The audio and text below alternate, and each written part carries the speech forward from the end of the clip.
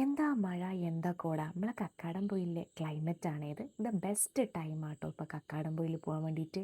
ഇനി ഇതേപോലൊരു ക്ലൈമറ്റ് ഈ അടുത്തൊന്നും കിട്ടില്ല കേട്ടോ. മഴക്കാലത്ത് ഇത്ര ഭംഗിയുള്ള വേറൊരു സ്ഥലം നമ്മുടെ ജില്ലയിലുണ്ടോയെന്ന് തന്നെ സംശയമാണ്. കോഴിക്കോടിൻ്റെയും മലപ്പുറൻ്റെയും ബോർഡറായിട്ട് വരുന്ന കക്കാടംപൊയിൽ പോകാൻ പറ്റിയ ഏറ്റവും നല്ല സമയം പറയുന്നത് മൺസൂൺ സീസണാണ് കേട്ടോ. ഇത് ഉച്ചയ്ക്ക് ഏകദേശം ഒരു 2 മണിയോടായപ്പോഴുള്ള സമയമാണ്. പെട്ടെന്നൊരു മഴയും കോടയും, പിന്നെ അതങ്ങ് കുറയും. നമുക്ക് നല്ല വ്യൂവും കാര്യങ്ങളൊക്കെ കിട്ടും. അപ്പം നമ്മൾ പോകുന്ന വഴിയൊക്കെ നല്ല കോടയുണ്ട് കേട്ടോ. അടുത്തേക്ക് എത്തുമ്പോഴാണ് ആൾക്കാരൊക്കെ നമ്മൾ കാണുന്നത്. ദൂരെ നിന്ന് അവരുടെ സംസാരം മാത്രമേ നമുക്ക് കാണാൻ പറ്റുള്ളൂ കേട്ടോ. റോഡൊന്നും ഒട്ടും നന്നില്ല, ഇതിലൂടെ ജീപ്പും കാര്യങ്ങളൊക്കെ പോവാണ് കേട്ടോ. അപ്പം നമ്മൾ കക്കാടംപൊയിലെ കുരിശുമലേൻ്റെ സൈഡിലേക്കാണ് ആദ്യം പോയത്. ഇങ്ങനെയുള്ള കുത്തനെയുള്ള കയറ്റം കയറുന്ന സമയത്ത് ദൂരെയുള്ള ഒന്നും നമുക്ക് കാണാൻ കഴിയുന്നില്ലേ. അടുത്തേക്ക് എത്തുമ്പോഴാണ് ആൾക്കാരെ പോലും നമുക്ക് കാണാൻ കഴിയുന്നത്. അപ്പോൾ ഇങ്ങനെ ഒരു ബജറ്റ് ഫ്രണ്ട്ലി യാത്രയായാലോ. ഈ യാത്ര തുടങ്ങുന്നത് നമ്മുടെ വടേരയിൽ നിന്നാണ് കേട്ടോ. ഈ കക്കാടംപൊയിൽ പോകുമ്പോൾ ഏറ്റവും നല്ലതായിട്ട് എനിക്ക് തോന്നിയത് നമ്മുടെ സ്വന്തം വണ്ടിയാട്ടോ. അതും കാറിനെക്കാട്ടും ബെറ്റർ ആയിട്ടുള്ളത് ടു വീലർ. അതൊരു ഓഫ് റോഡ് ബൈക്കോ കാര്യങ്ങളാണെങ്കിൽ അത്രയും നല്ലത്. കാരണം അത്യാവശ്യം ഓഫ് റോഡായിട്ട് പോകേണ്ട സ്ഥലമാണ് ഇവിടെ. റോഡൊന്നും ഒട്ടും നന്നില്ല. അങ്ങനെ രാവിലത്തെ പരശൂനാണ് ഇവിടെ നിന്ന് പോകുന്നത്. അത് എന്തുകൊണ്ടും നന്നായി എന്ന് മനസ്സിലായി. കാരണം കോഴിക്കോട് എത്തിയപ്പോഴാണ് കാര്യം എന്താണെന്നുള്ളത് മനസ്സിലായത്. ഇവിടെയും ചെറിയ മഴയും കാര്യങ്ങളുണ്ട്. ഇതിലൊരു ലീവുള്ള ദിവസമാണ്. പക്ഷേ എന്നിട്ടും അത്യാവശ്യം തിരക്കും കാര്യങ്ങളും നമ്മുടെ സ്റ്റേഷനിലുണ്ട് കേട്ടോ. മാക്സിമം ബജറ്റ് ഫ്രണ്ട്ലി ആയിട്ട് നോക്കിയിട്ടുണ്ട്. ഇവിടെ നിന്ന് ഞങ്ങൾ ടു വീലർ എടുത്ത് പോകാഞ്ഞത് അത്യാവശ്യം ദൂരമുണ്ട്. ഏകദേശം ഒരു 82 കിലോമീറ്റർ ഉണ്ട്. അപ്പോൾ കോഴിക്കോട് എത്തിക്കഴിഞ്ഞാൽ നമുക്ക് അത്ര കിലോമീറ്റർ വേണ്ടല്ലോ എന്ന് കരുതി. അങ്ങനെ നമ്മൾ കോഴിക്കോട് എത്തി. ബ്രേക്ക്ഫാസ്റ്റ് കാര്യങ്ങളൊക്കെ ഇവിടെ നിന്ന് തന്നെ കഴിച്ചിട്ടോ. വീട്ടിൽ നിന്ന് കൊണ്ടുവന്നതാണ്. അപ്പോൾ ഇവിടെ വാഷ്റൂമിലും കാര്യങ്ങളൊക്കെ പോയിട്ട് നമ്മൾ 4th പ്ലാറ്റ്ഫോമിലേക്ക് പോവുകയാണ്. അവിടെ ബൈക്ക് റെൻ്റൽസ് ഉണ്ട് കേട്ടോ. വേറെയും കുറേ റെൻ്റൽസൊക്കെ ഞങ്ങൾ വിളിച്ചു നോക്കി. പക്ഷേ ഞങ്ങൾ എത്തിയ സമയത്ത് ആരും റെസ്പോണ്ട് ചെയ്തിട്ടുണ്ടായിരുന്നില്ല. റോയൽ ബ്രദേഴ്സൊക്കെ ഉണ്ട്. വേറൊരു സ്ഥലത്ത് വിളിച്ചു നോക്കുമ്പോൾ ഈ ഒരു ദിവസം, അതായത് ഇതൊരു ഫ്രൈഡേ ആണ്, അത് വീക്ക് ഡേ ആയതുകൊണ്ട് അവർ GST അടക്കം പറഞ്ഞിരിക്കുന്നത് 24 ഹവേഴ്സിന് 940 900 അങ്ങനെ എങ്ങാണ്ടാണ്. പക്ഷേ ഈ റെൻ്റേ ബൈക്ക് പ്രതീക്ഷിച്ച് പുറത്ത് വന്നതാണ്. 4th പ്ലാറ്റ്ഫോമിലാണ് റെൻ്റേ ബൈക്ക് ഉള്ളത്. ഇവിടെ ഇലക്ട്രിക് സ്കൂട്ടർ മാത്രമാണ് ഉള്ളത്. ഇപ്പോഴും അവർ ചാർജ് ചെയ്തുകൊണ്ടിരിക്കുകയാണ്. 100% ആയിക്കഴിഞ്ഞാൽ അവർ ഏകദേശം ഒരു കിലോമീറ്റർ പറയുന്നത് നമുക്കൊരു എന്താ പറയുക, ഒരു 80 കിലോമീറ്ററൊക്കെ മാക്സിമം കിട്ടുമെന്നാണ് പറയുന്നത്. പക്ഷെ നമുക്ക് എങ്ങനെ വന്നു കഴിഞ്ഞാലും ഇവിടുന്ന് ഒരു വൺ സൈഡ് തന്നെ നമുക്ക് 50-52 കിലോമീറ്റർ വരുന്നുണ്ട് കോഴിക്കോട് റെയിൽവേ സ്റ്റേഷനിൽ നിന്ന് നമ്മുടെ കക്കാടംപൊയിലേക്ക്. അപ്പോൾ ഈ ഒരു വണ്ടി എടുത്തു കഴിഞ്ഞാൽ നമുക്ക് പണി കിട്ടും. എവിടെയെങ്കിലും ചാർജിങ് സ്റ്റേഷൻ ഇല്ലെങ്കിൽ നല്ല രീതിയിൽ പണി കിട്ടും. അങ്ങനെ ഞങ്ങൾക്ക് വേറൊരു ബൈക്ക് റെൻ്റൽസിന് കിട്ടി കേട്ടോ. ശരിക്കും പറഞ്ഞാൽ ഇവിടുന്ന് നടന്നു പോകാനുള്ള ദൂരമേ ഉള്ളൂ കേട്ടോ. 4ാം ഗേറ്റിൻ്റെ അടുത്താണ് ഈ ഒരു ക്ലബ് റൈഡ് എന്ന് പറയുന്നത്. ഇതൊരു പ്രമോഷൻ വീഡിയോ അല്ല കേട്ടോ. ഞങ്ങൾ ഈ ഗൂഗിളിൽ തപ്പിപ്പിടിച്ചിട്ട് കിട്ടിയതാണ്. ഇവർ ഓപ്പൺ ആണ് കേട്ടോ. അപ്പം ഞങ്ങളോട് ഇവിടുത്തെ എമൗണ്ട് പറഞ്ഞിട്ടുള്ളത് 640 അങ്ങനെ എങ്ങാണ്ടായിരുന്നു.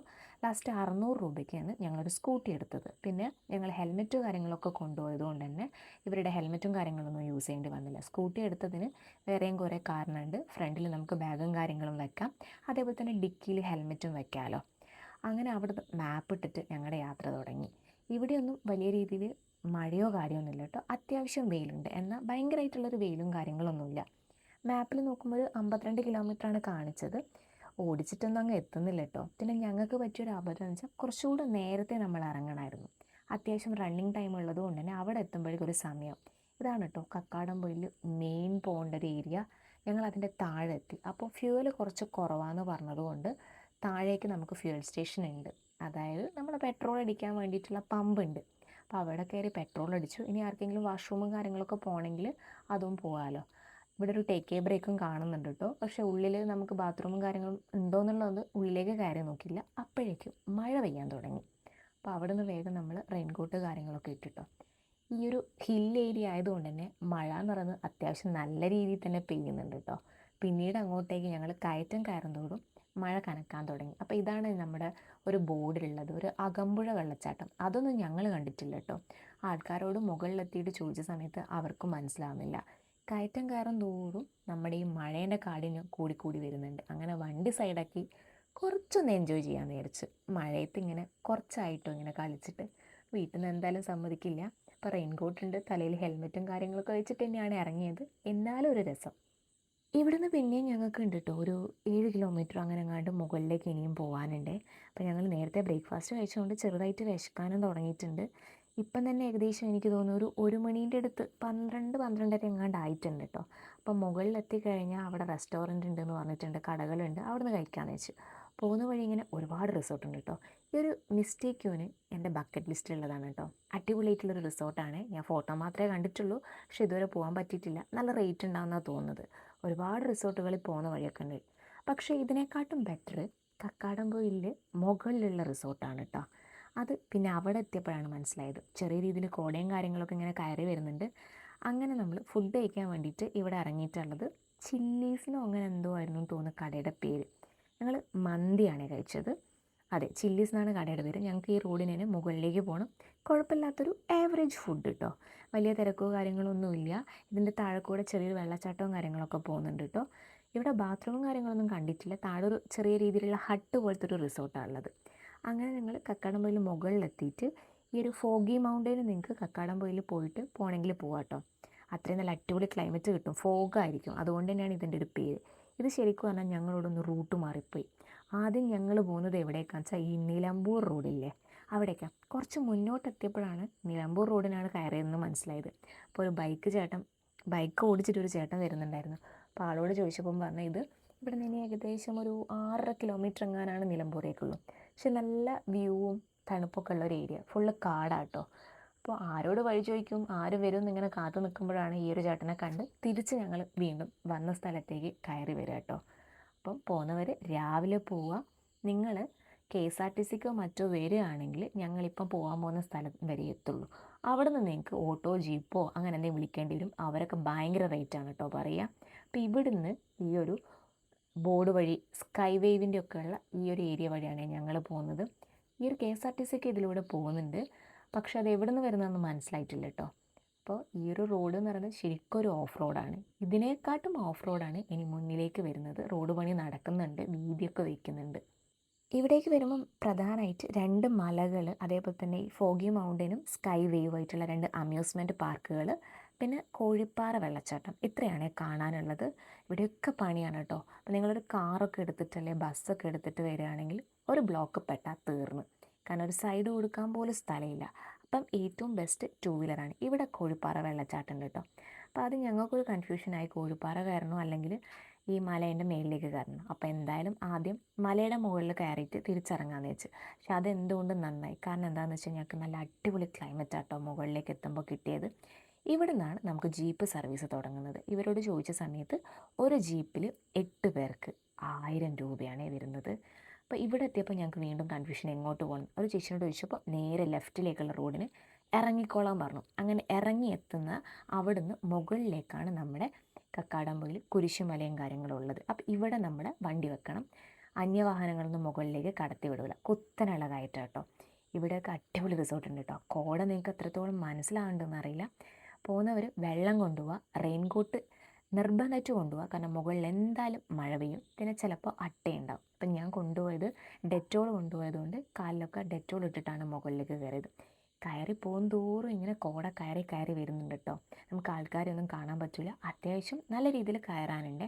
പിന്നെ ഇപ്പോൾ ജീപ്പ് വേണ്ടവർക്കാണെങ്കിൽ ജീപ്പും ഉപയോഗിക്കാം. ഞങ്ങൾ ജീപ്പൊന്നും എടുത്തില്ല. ഞങ്ങൾ 2 വീലർ അവിടെ വെച്ചിട്ട് കുത്തനെ നടന്നതാണ്. അധിക ദൂരമൊന്നും നടക്കേണ്ടി വന്നില്ല. ഞങ്ങൾ 2 മല കയറിയിട്ടില്ല. കുരിശുമലേൻ്റെ ഒരു സൈഡിലാണ് കയറിയത്. ഇതുവഴിയാണ് ജീപ്പ് പോകുന്നത്. അത്രയ്ക്ക് ഓഫ് റോഡും കാര്യങ്ങളാണ് കേട്ടോ. അപ്പോൾ ഈ കാണുന്ന ആളുകളെല്ലാം അടുത്തേക്ക് എത്തുമ്പോഴാട്ടോ നമുക്ക് കാണാൻ പറ്റുന്നത്. അങ്ങനെ കയറി നല്ല ബുദ്ധിമുട്ടുണ്ടായിരുന്നേ. കുറച്ച് കുത്തനുള്ള കയറ്റം. അപ്പോൾ വെള്ളം എന്തായാലും നിങ്ങൾ കൊണ്ടുപോയിക്കോ.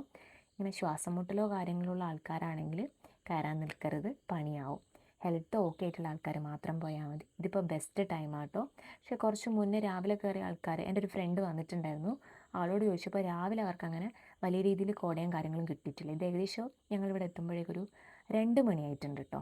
അപ്പോഴേക്കാണ് നല്ല രീതിയിൽ മഴയും കോടയും. ഇവിടുന്ന് മഴ പെയ്യുന്നില്ല. ഇപ്പോൾ ആക്ച്വലി മഴയില്ല, കോട മാത്രമല്ല. മുകളിലെത്തിയപ്പോൾ പിന്നെ നല്ല കാറ്റായി, കോടയായി, ഒന്നും കാണാനും പറ്റുന്നില്ല. പണിയായി എന്ന് വിചാരിച്ചാൽ, കാരണം ചുറ്റിലൊന്നും കാണുന്നില്ല. പക്ഷെ കുറച്ച് കഴിഞ്ഞപ്പോൾ മൊത്തം മാറി. ഒരു ഹെവി മഴ പെയ്തതിന് ശേഷം മഴ അങ്ങോട്ട് പോയപ്പോൾ നമുക്ക് ചുറ്റിലും കാണാൻ പറ്റും. കോഴിക്കോട് ഡിപ്പോന്ന് രാവിലെ 7:10 ഇവിടത്തേക്ക് KSRTC ഉണ്ടെന്നാണ് പറഞ്ഞിട്ടുള്ളത്. പക്ഷേ ഇവിടെ എത്തിക്കഴിഞ്ഞാലും ഇവിടുന്ന് മുകളിലേക്ക് വരാനുള്ളൊരു ബുദ്ധിമുട്ട് ഞാൻ അന്വേഷിച്ചപ്പോൾ പലരും പറഞ്ഞിട്ടുണ്ടായിരുന്നു ജീപ്പിനും ഓട്ടോനൊക്കെ ഇത്രയും റേറ്റ് പറയും. അപ്പോൾ അതിലും ബെറ്റർ നമ്മൾ ഓൺ വെഹിക്കിൾ എടുത്ത് വരുന്നതായിരിക്കും. അങ്ങനെയാകുമ്പോൾ നമുക്ക് നിർത്തി കാണേണ്ട സ്ഥലങ്ങളെല്ലാം കണ്ട് മുകളിലേക്ക് വരാം. പിന്നെ രാവിലെയൊക്കെ എത്തിക്കഴിഞ്ഞാൽ നല്ല ക്ലൈമറ്റ് കിട്ടും. പിന്നെ നിങ്ങൾക്ക് ഈ 2 മലകളും കയറാം. ഒരു മല, അതായത് ഞങ്ങൾ ഈ കയറിയ മല അധികം കയറാനില്ല. ഇതിന് നേരെ ഓപ്പോസിറ്റുള്ള മലയ്ക്ക് നല്ലോണം കയറാനുണ്ട് കേട്ടോ. അത്യാവശ്യം ട്രക്ക് ചെയ്തിട്ട് തന്നെ മുകളിലേക്ക് എത്തണം. സ്ലിപ്പാവുന്നുണ്ട്. അപ്പോൾ അങ്ങനെയുള്ള ട്രക്കിംഗ് ഷൂവോ കാര്യങ്ങളൊക്കെ ഉപയോഗിച്ചിട്ട് വന്നാൽ മതി.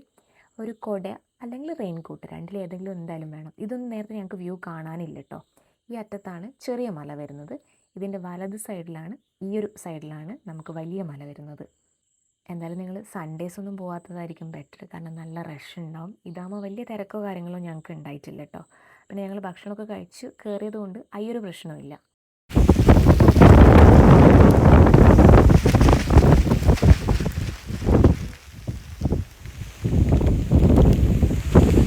ഇവിടെ കണ്ടോ നിങ്ങൾ, നമ്മൾ തന്നെയാണ് ഈ എന്താ പറയുക ഇങ്ങനെ മലിനാക്കുന്നത്. നേരെ മറിച്ച് അവിടെ തന്നെ അവർക്കത് ഇട്ടാൽ മതി. അപ്പം അങ്ങനെയാണെങ്കിൽ ഇവർ വന്ന് കളക്ട് ചെയ്തോളൂ. ഇതെന്തിനാ ഇങ്ങനെ നമ്മുടെ പരിസ്ഥിതിനെ ഇങ്ങനെ പ്ലാസ്റ്റിക് ഒക്കെ ഇട്ടിട്ട് ഇവർ ആദ്യം വൃത്തികേടാക്കുന്നത്? എന്ത് ഭംഗിയുണ്ട് ഈ ഒരു സ്ഥലം കാണാൻ പറയും. പക്ഷെ ഇവിടെ പ്ലാസ്റ്റിക്കിൻ്റെ ബോട്ടിലൊക്കെ ഇത് അത്യാവശ്യം ട്രക്ക് ചെയ്ത് നടക്കേണ്ട ഒരു സ്ഥലമാണ് കേട്ടോ. അവിടേക്ക് ഞങ്ങൾ പോയിട്ടില്ല. നല്ല ലോങ് ആണ് ഇവിടുന്ന്. ഞാൻ സൂം ചെയ്തെടുക്കുന്നതാണ്. അപ്പോൾ ആൾക്കാർ അവിടെ നിന്ന് ഇറങ്ങി വരുന്നുണ്ട്. നല്ല മഴയൊക്കെ പെയ്താൽ കുറച്ച് ഡേഞ്ചറുമാണ്. ഒരു വർഷത്തെ ഞാനിപ്പോൾ നമ്മുടെ കക്കാടം ടോപ്പിലാണ് ഉള്ളത്. ഒരു കാലാവസ്ഥയാണ്. കുറച്ച് മുന്നേ നല്ല കാറ്റും മഴയൊക്കെ. ഇപ്പോൾ കുറച്ച് ഓഡിയോ കാര്യങ്ങളൊക്കെ പോയിട്ടുണ്ട്. അപ്പോഴൊന്ന് വ്യൂവും കാര്യങ്ങളും കാണാൻ പറ്റും. ഇവിടെ നിങ്ങൾ കാണുന്നുണ്ടോ? നല്ല കാറ്റാണ്. 2 മലയാണ് ഉള്ളത്. അതിലൊന്ന് കുരിശുമല, മറ്റേ മലയുടെ പേരാണ്. ആ മറ്റേ മലയിലേക്ക് അത്യാവശ്യം നല്ല ദൂരം കടത്തിയിട്ടുണ്ട്. കുരിശുമലയുടെ അടുത്താണ് ഉള്ളത്.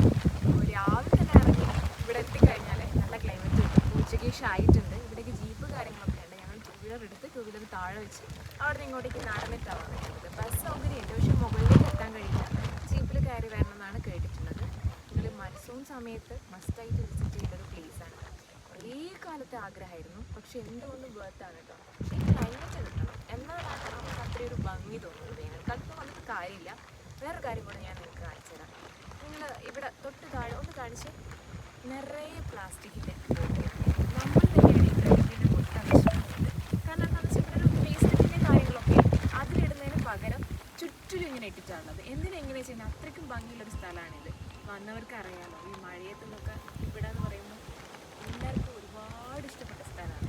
ഇതിൻ്റെ തൊട്ട് പുറകിൽ അതിൻ്റെ വേസ്റ്റ് വീണൊക്കെ, പക്ഷെ അവിടെ ഇടാതെ നിറയെ ഇവിടെയാണ്. ഇതിൻ്റെ ഒരു ഭംഗി ഞാൻ എല്ലാവരും നോക്കിയിട്ടുണ്ട്.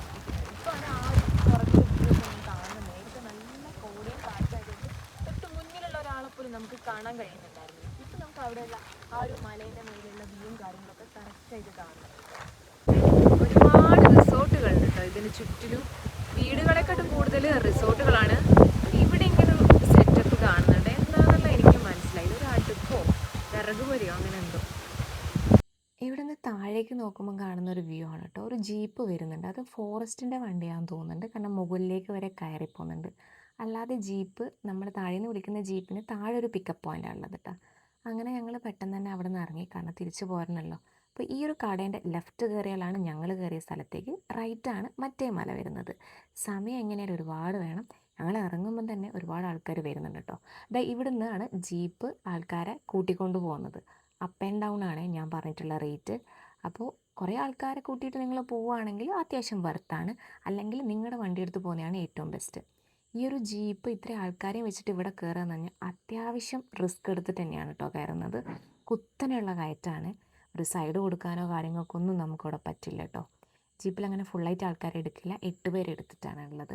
അങ്ങനെ ഞങ്ങൾ താഴെ ഇറങ്ങി. ഇവിടെയാണ് വണ്ടി വെക്കുന്ന സ്ഥലം. ഇവിടെ എഴുതി വെച്ചിട്ടുണ്ട് അന്യവാഹനങ്ങൾക്ക് പ്രവേശനമില്ല. ഈ ഒരു റോഡ് നിങ്ങൾ കണ്ടോ? ഇപ്പോൾ പെൺകുട്ടികളൊക്കെ വണ്ടി എടുത്ത് പോവുകയാണെങ്കിൽ അത്യാവശ്യം നല്ല ബുദ്ധിമുട്ടാണ് കേട്ടോ. എടുക്കാൻ പറ്റുന്ന ആൾക്കാർ മാത്രമേ എടുത്തിട്ട് പോകാൻ പറ്റുള്ളൂ. റോഡ് മഹാമോശമാണ്. ഇവിടെയാണ് സ്കൈ വേവ് അമ്യൂസ്മെൻറ്റ് പാർക്കാന്ന് തോന്നുന്നു. പിന്നെ കോഴിപ്പാറ വെള്ളച്ചാട്ടം, അതെന്തോ അന്ന് ഓപ്പൺ അല്ല എന്നാണ് പറഞ്ഞിട്ടുള്ളത്. പുള്ളിക്കാരനോടൊക്കെ ഞങ്ങൾ ചോദിച്ചിട്ടുണ്ട്. പിന്നെ ടൈമും കാര്യങ്ങളും ഇല്ലാത്തതുകൊണ്ട് കയറാനും പറ്റില്ല. അവിടെ നിന്ന് നേരെ റിട്ടേൺ അടിക്കുകയാണ്. അപ്പോൾ മുകളിൽ ഇവിടെയാണ് നമ്മളെ വണ്ടികളും കാര്യങ്ങളൊക്കെ പാർക്ക് ചെയ്തിട്ട് റിസോർട്ടിലേക്കൊക്കെ പോകേണ്ട ആൾക്കാർ പോകുന്നത്. ഇവിടെ ഒരു ചായ സ്പോട്ട് ഉണ്ട്, പക്ഷേ ഞാനത് ഒരിക്കലും എന്താ പറയുക നിങ്ങളോട് പ്രിഫർ ചെയ്യില്ല. കാരണം ഞങ്ങൾക്ക് കുടിച്ചപ്പോൾ വലിയ ടേസ്റ്റ് ഉള്ളതായിട്ട് തോന്നിയിട്ടില്ല. സ്നാക്സും കുഴപ്പമില്ല, അഡ്ജസ്റ്റ് ചെയ്യാം, ഓക്കെ ഓക്കെ.